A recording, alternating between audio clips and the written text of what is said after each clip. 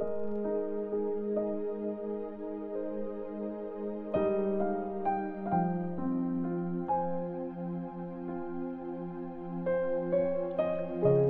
chapter 7. Si Jesus at ang mga kapatid niya. Pagkatapos nito, nag-ikot si Jesus sa Galilee. Iniwasan niyang pumunta sa Judea kasi gusto siyang ipapatay ng mga Jewish leaders. Malapit na noon ang piyesta ng shelters. So, sinabi ng mga kapatid ni Jesus, "Bakit di ka pumunta sa Judea para makita ng mga disciples mo ang mga ginagawa mo?" Hindi tinatago ng isang tao ang mga ginagawa niya kung gusto niyang sumikat. Hayaan mong makita ng buong mundo ang ginagawa mo. Kahit mga kapatid niya, hindi naniniwala sa kanya. Sinabi ni Jesus sa kanila, "Hindi pa dumating ang tamang panahon para sa akin, pero para sa inyo, kahit kailan, pwede. Hindi nagagalit sa inyo ang mundo, pero sobrang galit ito sa akin kasi sinasabi ko ang masasamang ginagawa nito. Pumunta na kayo sa piyesta. Hindi ako pupunta kasi hindi pa ito ang tamang panahon para sa akin." Pagkasabi nito, nagstay si Jesus sa Galilee. Si Jesus sa piyesta ng shelters.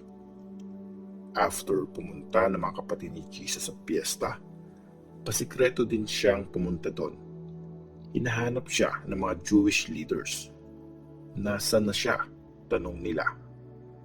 Maraming usap-usapan ang mga tao tungkol sa kanya. Mabuting tao siya, sabi ng iba.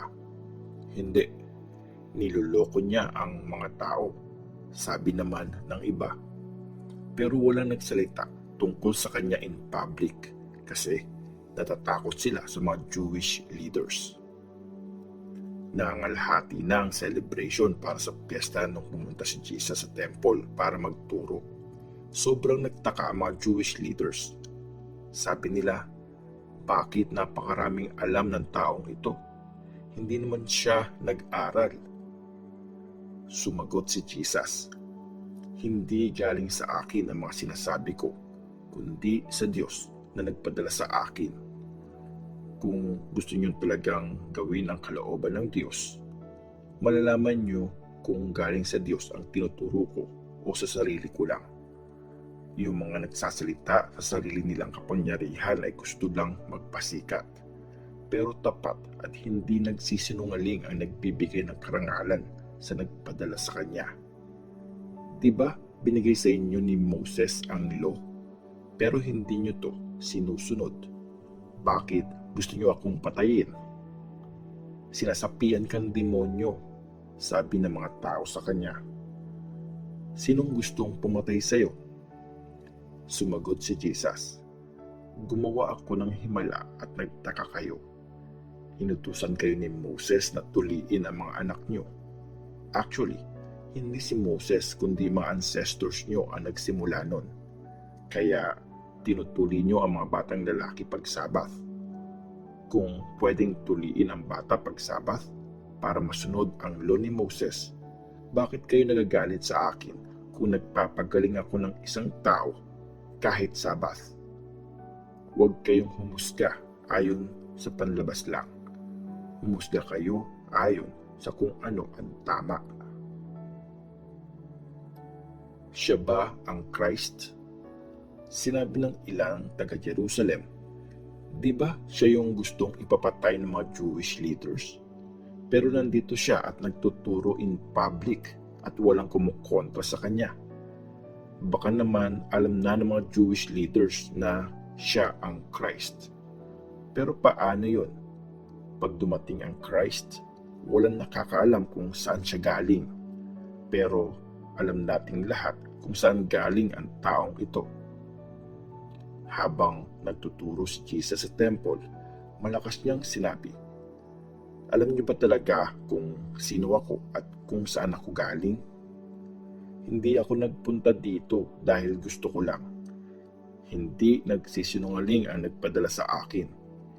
Hindi niyo siya kilala, pero kilala ko siya kasi galing ako sa kanya at pinadala niya ako.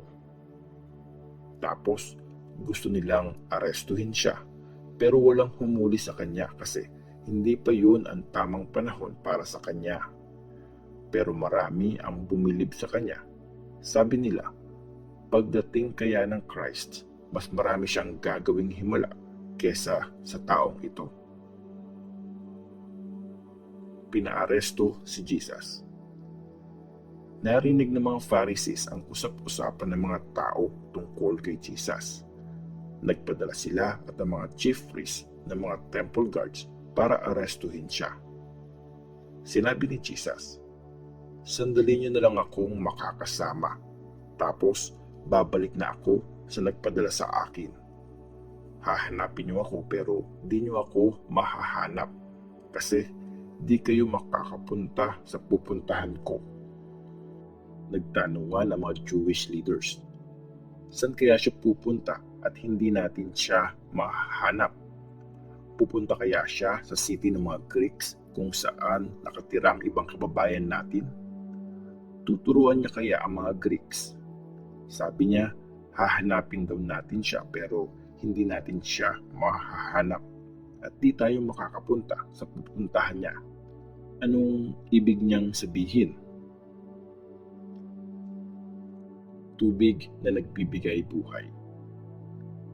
Sa huli at pinamahalagang araw ng piyesta, tumayo si Jesus at malakas niyang sinabi, "Lumapit sa akin ang mga nauuhaw at uminom ang mga naniniwala sa akin. Gaya ng sinabi sa Scripture, aagos mula sa kanya ang tubig na nagbibigay buhay." Tinutukoy ni Jesus ang Holy Spirit na tatanggapin ng mga naniniwala sa kanya. Nung time na yon, hindi pa binibigay ang Espiritu kasi hindi pa muling binuhay si Jesus at hindi pa siya pinaparangalan. Iba-ibang opinyon tungkol sa Christ. Sinabi ng ilan sa mga taong nakarinig sa mga sinabi niya, siya na talaga ang prophet.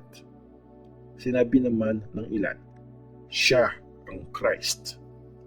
Pero sinabi ng iba, hindi pwedeng manggaling sa Galilee ang Christ.